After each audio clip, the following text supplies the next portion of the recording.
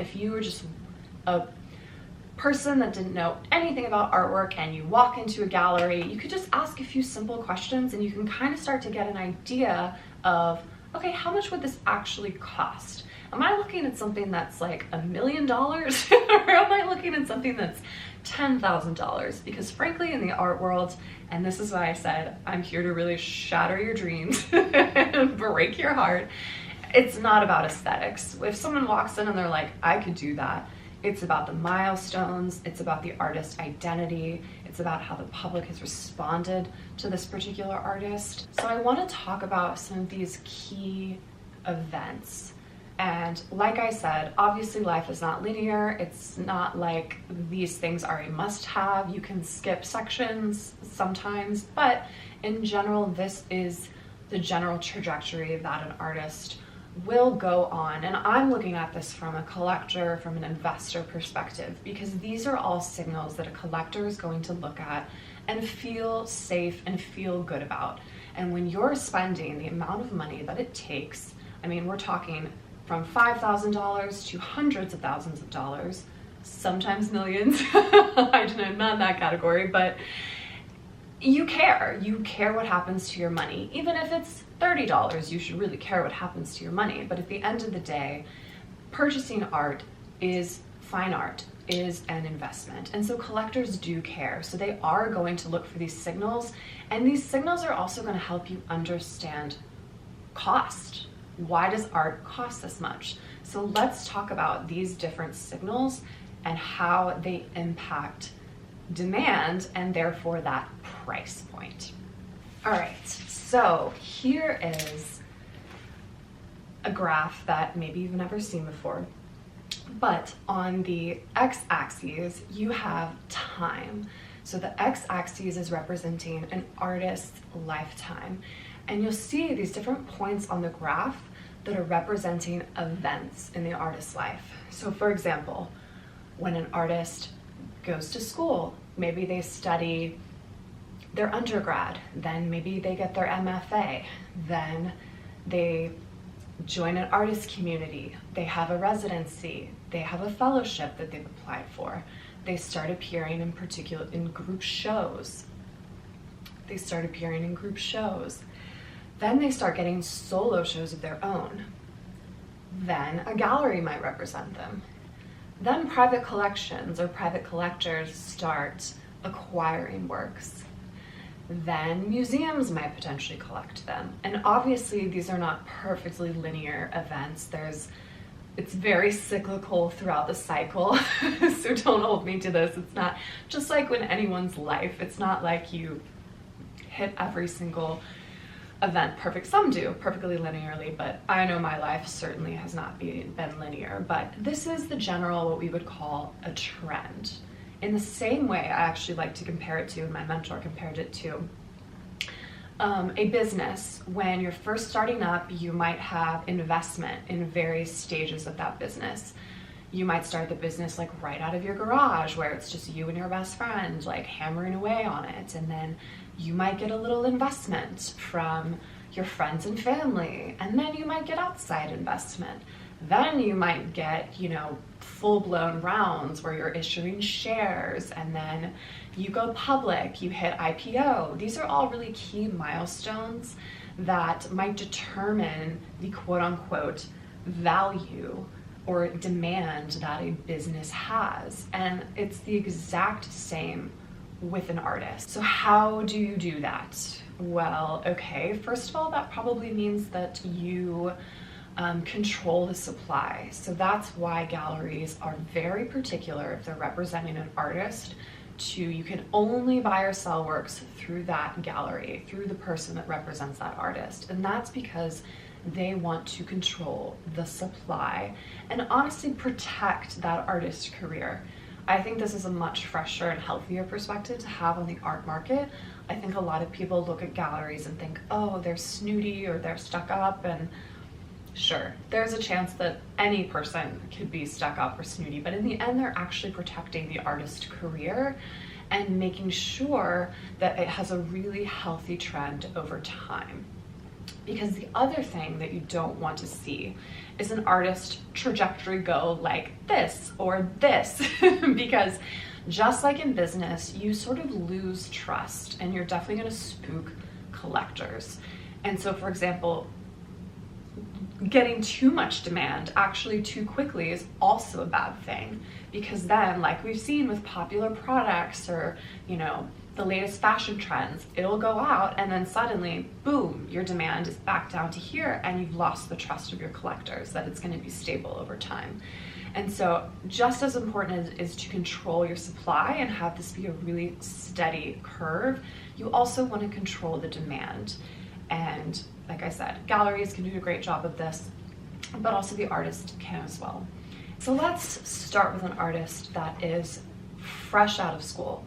So they went to art school, maybe they went to a very elite art school, maybe they went to Yale, maybe they went to SCAD, doesn't matter, they went to art school. Frankly, yes, a person may be more likely to purchase something from a Yale MFA student, but regardless of if you went to the best art school in the world, you're still taking a huge risk by purchasing artwork from a student.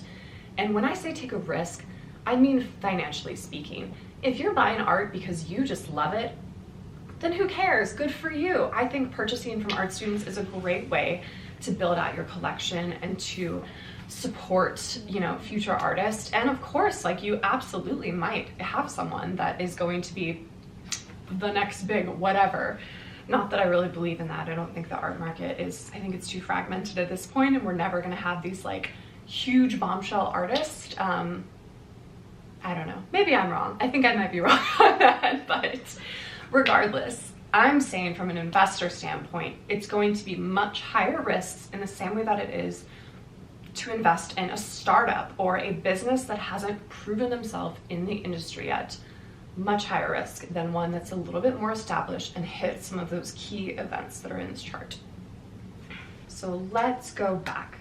Obviously, it completely depends per artist, but these are some of the things that when I look at a piece of art, I can tell in a rough way what that range is going to be from a price perspective based on all of these indicators within this chart. I know if it's an artist recently out of school, pretty young, doesn't have any works in private collections, they're listed public collections, and you know, they've had a handful of group shows, they're not represented by a gallery yet, but they've been showing at a particular gallery, there might be interest. That type of work, I would definitely say would be more in the like $5,000 to $10,000 range. Like I said, this is very much just a range, but that would be what you would expect. Then as we go up the ladder a little bit, somebody that is actually represented by a gallery, but maybe they're not really in publications, or they're not, didn't even talk about publications. Honestly, publications and institutions I feel like go side by side, so I'm just gonna like call them the same thing. But if you have an artist that, for example, is represented by a gallery on the East Coast, a gallery on the West Coast, and they have things at auction, they you know, have been acquired by potentially a museum, you're going to be looking at more of the $20,000 to $40,000 range. Obviously, this depends on the gallery, this depends on the artist, but this is what you can start to expect as you begin making it up the ladder.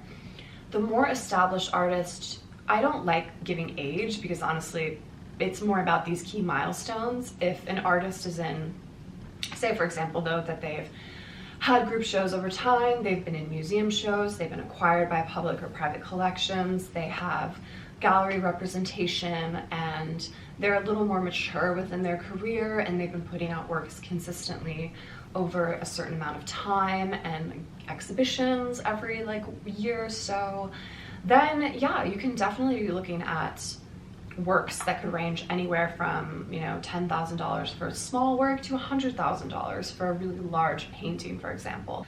Yeah, and obviously, I don't think I mentioned this in the beginning, I'm really only speaking to contemporary living artists. Obviously, the demand curve is going to completely change when we're looking at artists that are deceased, and frankly, morbidly, that's why living artists usually make less than dead artists, because obviously, sorry, dead artists have a finite amount of supply. They're not around to really create anymore.